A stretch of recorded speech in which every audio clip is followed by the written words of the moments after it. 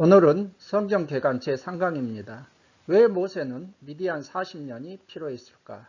왜 성막을 주셨을까? 이 질문을 가지고 모세오경, 창세기, 출애굽기까지 살펴보도록 하겠습니다.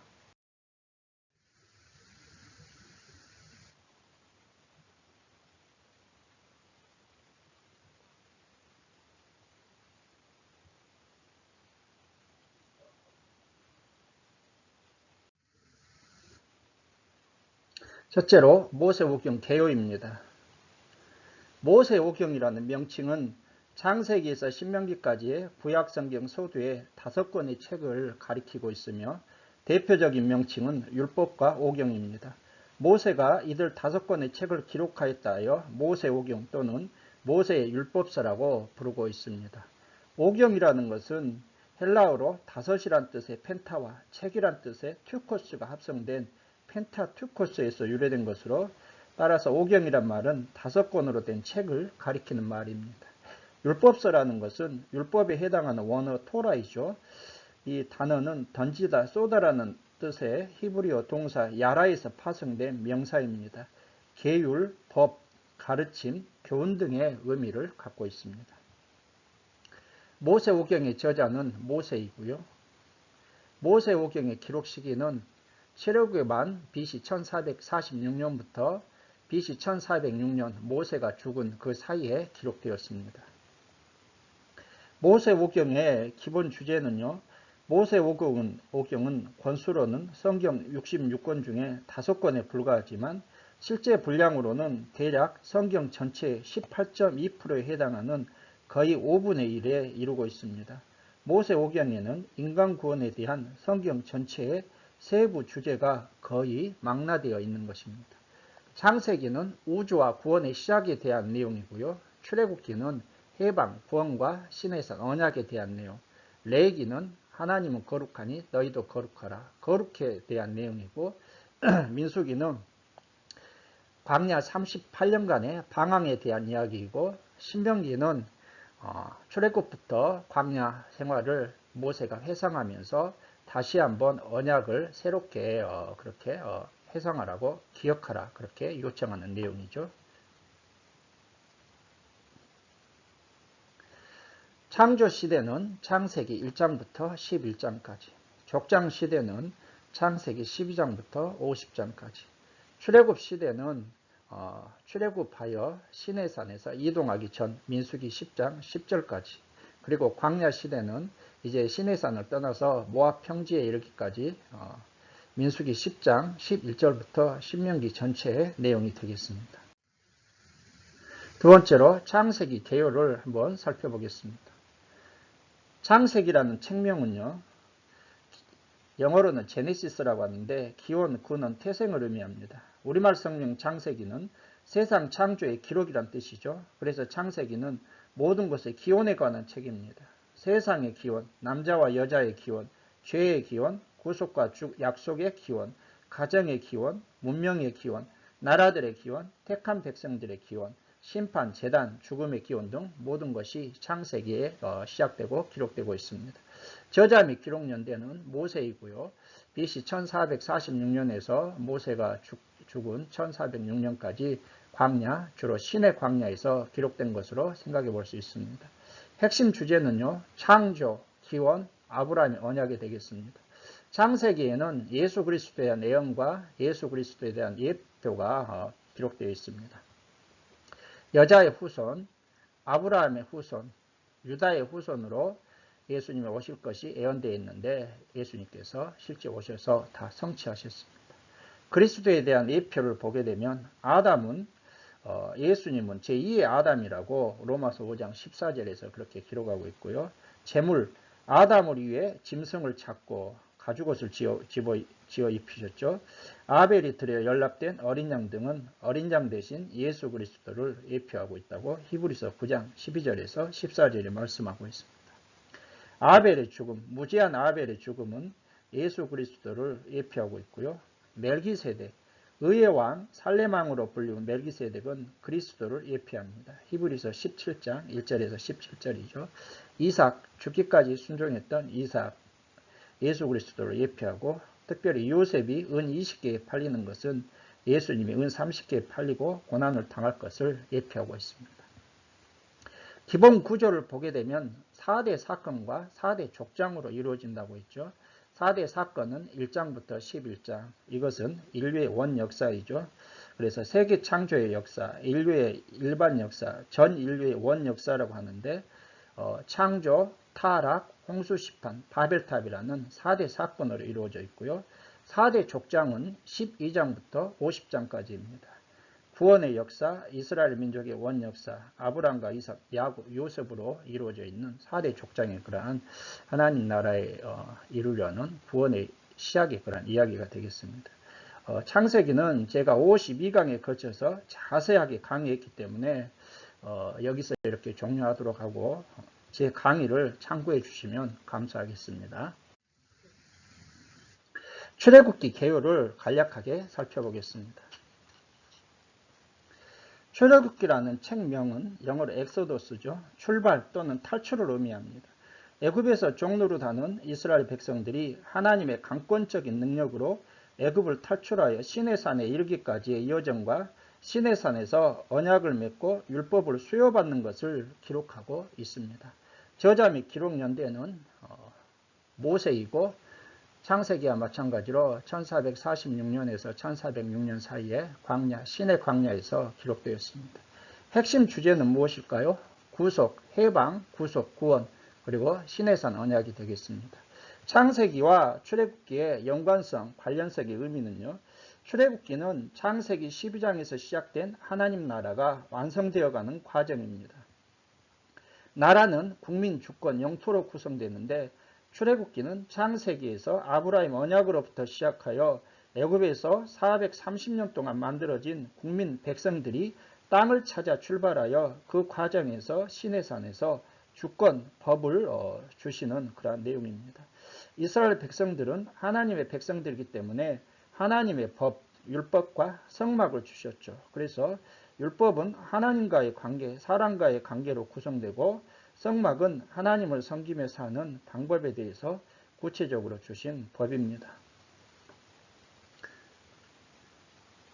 출애굽기에도 그리스도가 나타나 있죠.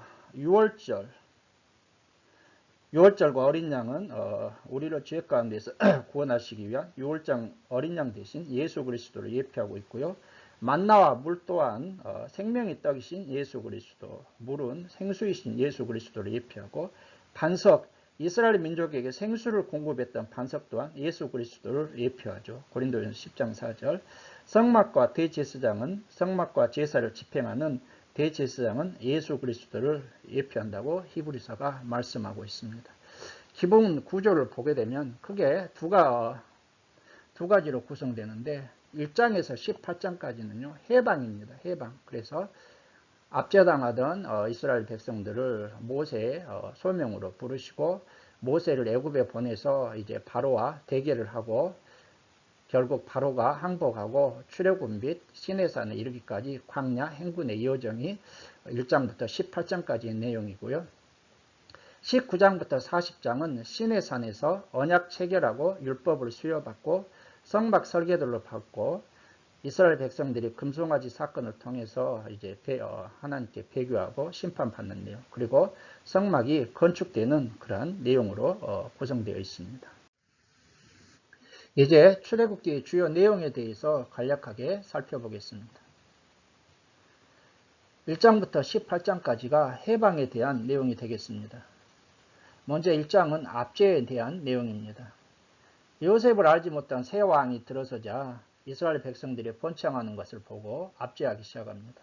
요셉을 알지 못한 새 왕은 누구일까요? 요셉과 같은 셈족 계통의 힉소스 왕조를 몰아낸 원래 본토인들을 함족 계통의 18왕조가 되겠습니다. 2장부터 4장이 모세의 소명에 대한 내용이 되겠습니다. 모세의 출생과 미디안 도피까지 과정, 모세가 소명을 받고 모세가 애굽으로 돌아가는 내용입니다. 여러분, 그러면 왜 모세는 미디안 40년의 광야 생활이 필요했을까요? 보통 궁중의 40년 생활은 지도자로서의 훈련 과정, 광야 40년은 목이 곧은 패역한 이스라엘 백성들을 데리고 갈 수 있는 목자로서의 훈련 과정이라고 그렇게 우리가 전통적으로 알고 있지 않습니까? 그런데 이거 외에도요. 출애굽 후 광야 생활 40년을 위한 미리 준비의 과정이라고 그렇게 볼 수 있다는 것입니다. 모세가 생명을 구하기 위해서 미리 애굽을 떠나서 미디안으로 도망가고 다시 미디안에서 소명을 받고 애굽으로 가지 않습니까? 모세가 갔던 이 길은 나중에 이스라엘 백성들이 애굽을 출애굽할 때 가는 그 길이 되겠습니다. 그리고 미디안에서 광야를 40년 미리 경험한 것은 나중에 이스라엘 백성들이 미디안뿐만 아니라 광야 40년을 그러한 모세가 인도하는 귀한 자산이 된다는 것이죠. 5장에서 11장에 걸쳐서 모세와 그리고 애굽 파라오와의 대결이 되겠습니다. 모세와 아론이 하나님의 언약을 재확인하고 그리고 애굽의 유월술사들 그리고 10가지 재앙을 통해서 마지막 장자 죽음을 통해서 파라오가 항복하는 그러한 대결을 벌이게 되는데 10가지 재앙의 의미가 무엇일까요? 하나님께서 바로와 애굽에 내린 10가지 재앙은 애굽의 우상 종교와 신에 대한 심판이라는 것입니다. 12장 12절이죠. 그리고 세상 만방에 하나님의 신성과 권능과 위엄을 알린 사건이 되겠습니다. 애굽인들은 모든 것을 우상으로 섬겼죠. 그래서 개구리도 파리도 그리고 독종도 태양도 다 우상으로 섬기지 않았습니까? 하나님께서 이 애굽의 우상과 신에 대한 내린 심판이 10가지 재앙이 된다는 것입니다.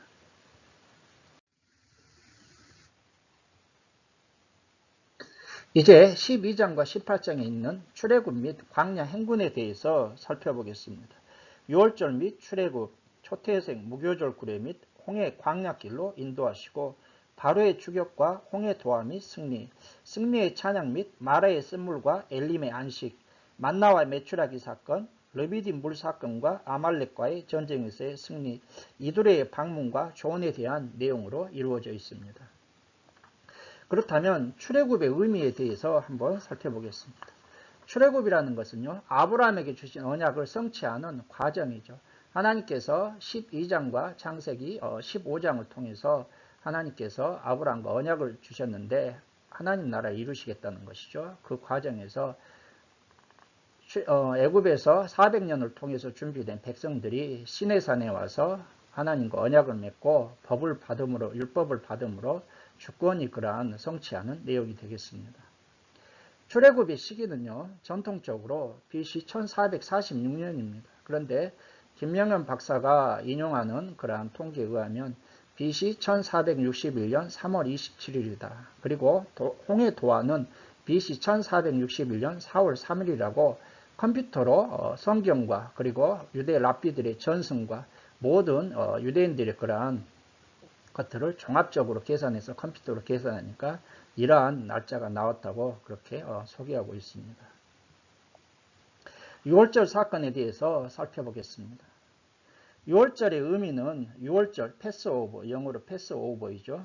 넘어가다, 면제하다라는 뜻입니다. 즉 장자 죽음으로부터 백성들을 구원하기 위해서 어린 양을 잡아 문설주 좌우 임방에 발라서 죽음으로부터 구원받은 것을 기념하는 절기입니다. 오직 피가 구원이라는 구원의 진리를 보여주고 있고요. 이것은 6월절 어린 양 대신 예수 그리스도를 예표하고 있습니다. 요한복음 1장 29절이죠. 6월절 다음 날부터 7일 동안 누룩이 없는 무교병을 먹었기 때문에 무교절이라 이름으로 불리고 있고요. 이스라엘 백성들은 열 재앙과 6월절 사건을 통해서 구원의 하나님에 대해서 생생하게 경험할 수 있었습니다. 6월절의 절차는 어린 양을 취하고 어린 양을 죽이고 그 피를 문설주에 뿌리고 양고기를 먹고 무교병을 먹고 쓴나물을 먹고 허리에 띠를 띠고 발에 신을 신고 손에 지팡이를 잡고 급히 먹도록 그렇게 되어 있습니다. 출애굽할 때 이스라엘 백성들은 애굽 백성들에게 은금과 폐물, 의복을 요구했습니다. 그 이유가 무엇일까요? 11장 2절에 보면 하나님이 그렇게 하라고 시키셨습니다. 하나님의 명령이고요. 창세기 15장 14절의 말씀의 성취이고 성막 만들 때 필요한 재료를 미리 요구하도록 하나님께서 명령하신 것이죠. 출애굽 시 많은 잡족들이 함께 따라 나왔습니다. 12장 38절.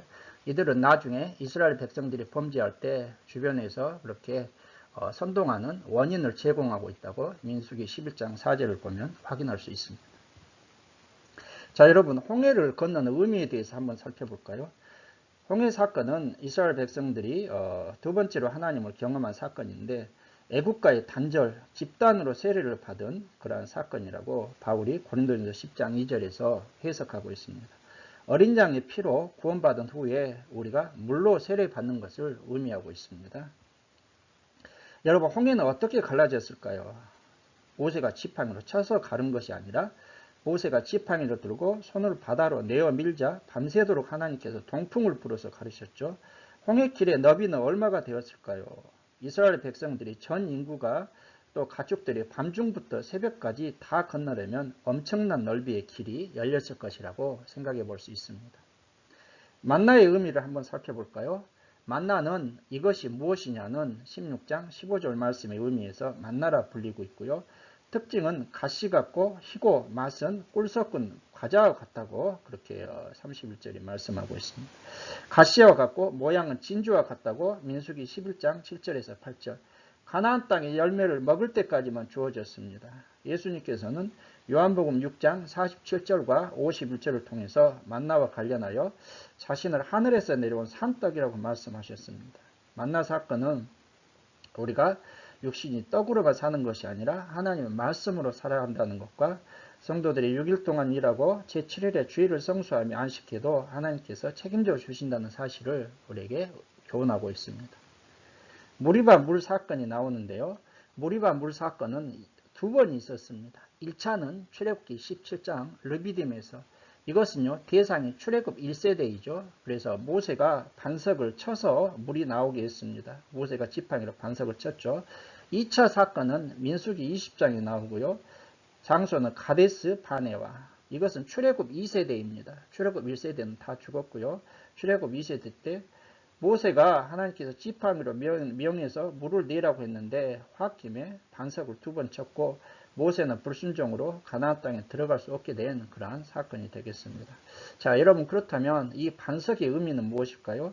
이 반석은 곧 예수 그리스도입니다. 고린도전서 10장 4절에서 말씀하고 있고요. 예수님이 곧 물 생명이라는 것을 말하고 있습니다. 출애굽의 경로에 대해서 한번 살펴보겠습니다. 출애굽의 경로는 전통적인 경로는요. 여기 이쪽에서 출발해서 시나이 반도로 이렇게 와서 여기가 시내산이라고 이렇게 얘기하죠. 그리고 이곳에서 이렇게 계속 38년 방황하다가 모압 평지로 가서 가나안으로 들어갔다. 이게 전통적인 경로인데요. 그런데 새롭게 주장되는 경로가 있습니다. 김성학 박사도 새롭게 이렇게 주장되는 경로를 떨기나무라는 곳에서 이렇게 확인해 줬는데요. 지금 여기 홍해광야길이라고 있지 않습니까? 홍해광야길. 이것은 모세가 미디안으로 도망갈 때 갔던 길이죠. 그리고 이거 시내의 반도인데 여기에서 에단 광야 끝으로 이렇게 갔다가 1박을 하고 그 다음에 바이아수라는 것을 이곳으로 왔다가 그 다음에 수르 광야로 이렇게 건너가는 것. 이걸 홍해도하라고 하는 것이죠. 기존에서는 이쪽 기존의 전통적인 주장은 그러니까 홍해가 여러분 두 군데가 있어요. 수에즈만 쪽에 있는 이것도 홍해이고요. 여기 사우디아라비아 아카바만에 이쪽에 있는 것도 홍해입니다. 그래서 전통적인 견해는 이쪽 수에즈만 쪽에 있는 홍해를 건넜다. 그런데 홍해도 뭐 이렇게 깊은 홍해를 건넌 것이 아니라 갈대밭 호수를 뭐 건넜다 이렇게 건넜다 이렇게 주장하는데 그러나 그것이 아니고 여기 이쪽 아카바만 쪽 사우디아라비아 여기가 미디안이지 않습니까? 그래서 여기에서 이렇게 건너갔다. 이게 새로운 주장입니다. 그래서 김성학 박사가 떨기나무에서 주장하는 것을 보게 되면 이집트 누에이바 이곳에서 사우디아라비아 수르 광야 쪽으로 건너가는데 이거에 보게 되면 보통 깊이 수십 미요. 오른쪽에 보게 되면 깊은 곳은 1800m라고 합니다. 얕은 곳은 한 200m 되죠.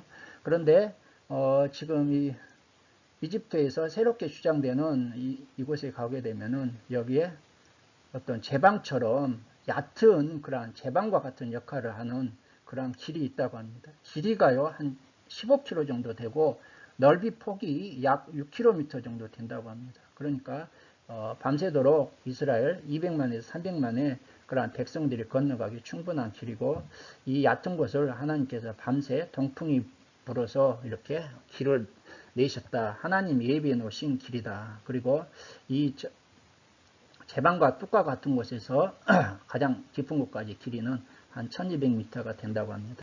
이러한 새로운 경로를 주장하고 있는데, 저도 이 책을 읽어보니까 성경에 이것이 더 부합하다, 그렇게 한번 생각을 해보게 되어서 여러분에게 소개해 드립니다. 이제 시내산에 대해서 19장부터 40장의 내용을 살펴보도록 하겠습니다. 먼저 언약 체결 및 율법 수요가 19장에서 24장에 걸쳐서 기록되어 있습니다. 시내산에 도착하여 언약 체결을 준비하고 십계명을 반포하고 종, 사형, 상해 배상 등에 대한 법이 주어지고, 손해배상과 약자 보호에 대한 법, 재판에 관한 법, 새 명절, 가나안 땅에서의 주의사항, 시내산 언약의 체결이 그러한 19장부터 24장의 내용이 되겠습니다.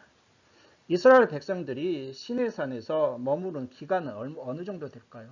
시내산에서 약 1년, 정확히는 11개월 5일 정도 머무르면서 하나님과 언약을 맺고 율법과 성막 제도를 그렇게 받았습니다.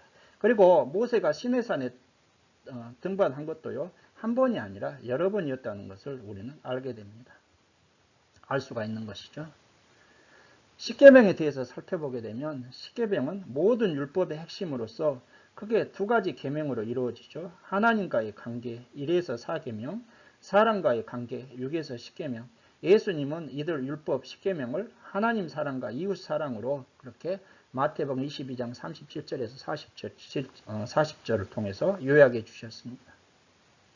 시내산 언약 체결의 의미, 24장에서 이제 언약을 체결하죠. 의미를 살펴보게 되면, 공식적인 하나님 나라의 시민으로서 하나님의 보호와 관심 가운데 제사장 나라의 백성으로서 하나님의 뜻을 실현하는 성별된 도구가 되었다. 그리고 19장 4절에서 6절 말씀을 공식적으로 확인한 것이다. 이러한 의미가 있겠습니다. 율법에 대해서 한번 살펴보겠습니다. 율법은요, 크게 세 가지로 이루어져 있죠. 도덕법이라고 하는 계명, 십계명이 대표적입니다. 그리고 시민법, 이것은 판결이라고도 예전에는 불렸는데요. 그리고 의식법과 제의법, 이것은 제사 드리고 성막과 성전에서 어떻게 할 것인가. 이것은 주로 예전에는 율례라는 그러한 명칭으로 불리웠죠. 자, 여러분, 그렇다면 율법을 주신 목적은 무엇일까요? 율법은 언약 백성들의 생활 규범으로 주어졌습니다. 또한 율법은 죄를 깨닫게 하는 역할을 그렇게 하고 있죠. 그리고 죄를 깨달아 예수님께로 인도하는 초등교사와 같은 역할을 하고 있습니다. 그래서 율법을 통해서 구원을 받을 수 없고, 오직 예수 그리스도를 믿음을 통해서 구원받고요, 하나님의 백성된 자들이 어떻게 하나님과 그리고 성도들을 서로 섬길 것인가, 여기에 대한 생활 규범으로 주어진 것이 율법입니다. 자, 율법과 예수 그리스도는 어떤 관계에 있습니까? 예수님은 율법의 완성자이시죠. 예수님은 마태복음 5장 17절에서 내가 율법이나 선지자나 폐하러 온 줄로 생각하지 말라. 폐하러 온 것이 아니요 완전케 하려 함이라. 이렇게 말씀하셨습니다. 예수님이 율법의 완성자라는 의미는요, 두 가지가 있죠. 예수님 안에서 율법이 폐지와 완성이라는 두 가지 측면이 있습니다. 제사 제도 같은 의식법이나 구약 백성들의 삶을 규율한 시민법은 폐지된 것도 있고 정지된 것도 있습니다. 그러나 윤리법 혹은 도덕법과 같은 것은 그리스도 안에서 완성되어 오늘날 성도들이 더욱더 충실하게 실천해야 됩니다. 더욱더 강화되었어요. 또한 시민법이나 의식법의 본질이나 정신도요, 우리 성도들의 생활에서 실천해야 됩니다.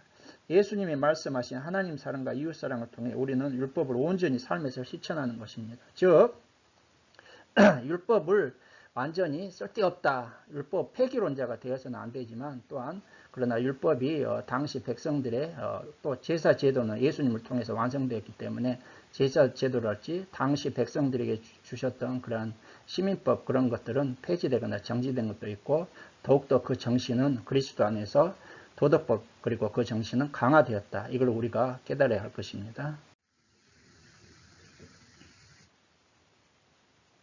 성막 설계도에 대한 것이 25장부터 31장에 걸쳐서 나타나 있습니다.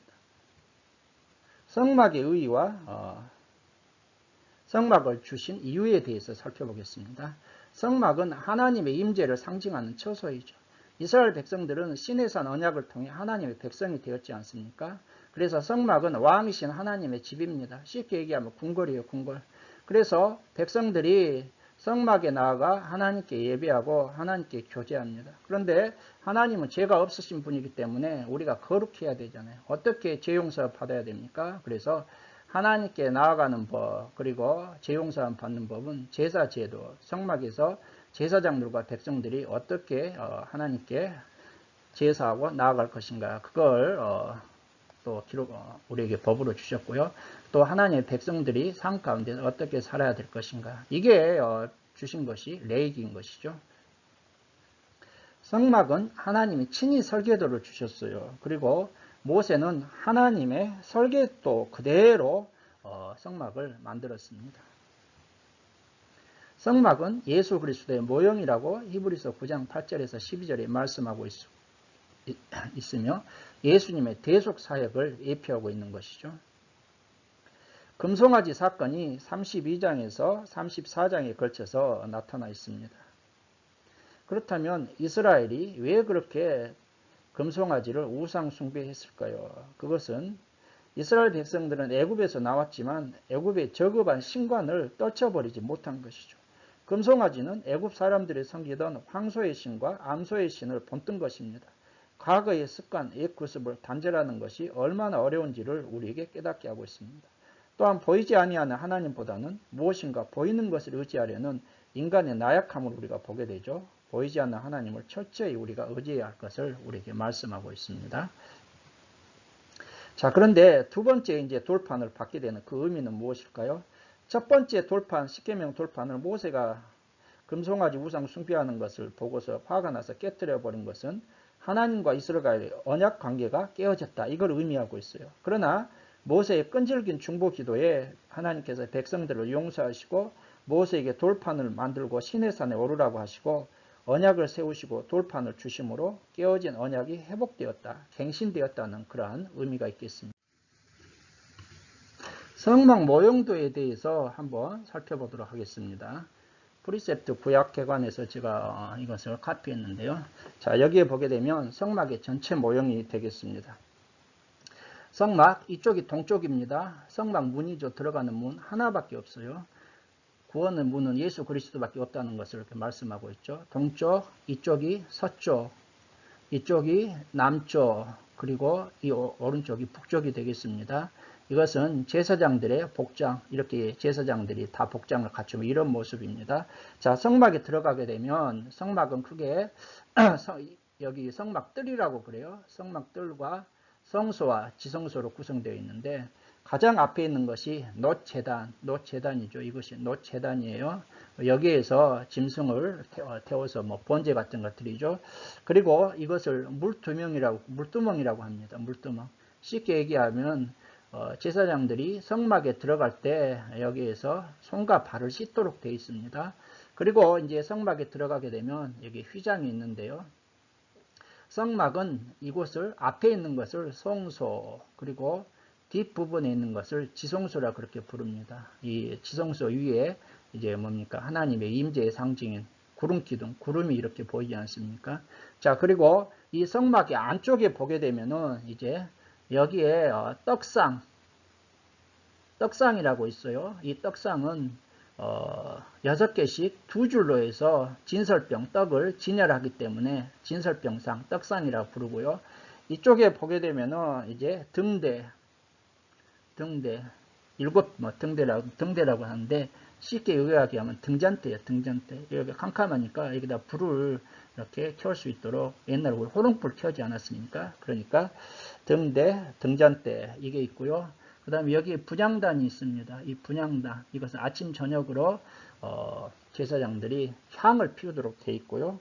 그 다음에 이제 이 앞부분이 지성소입니다. 지성소에는 쉽게 얘기해서 가장 거룩한 장소, 하나님이 임재하시는데 여기에 법궤가 있죠. 그리고 법궤, 이 뚜껑, 덮개 뚜껑 위에 스랍 천사들이 양 날개를 펼치고 있는데 이 양 날개 그 다음에 뚜껑 이 사이 밑에 여기를 시온소 하나님 은혜를 베푸시는 장소 이곳에다 대제사장이 1년에 한 번씩 들어가서 피를 뿌리게 돼 있죠.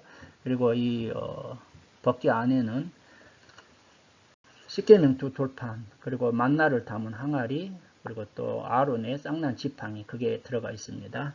이것은 나중에 출애굽기를 더 자세히 할 때 성막의 세세한 것에 대해서는 말씀드리도록 하겠습니다.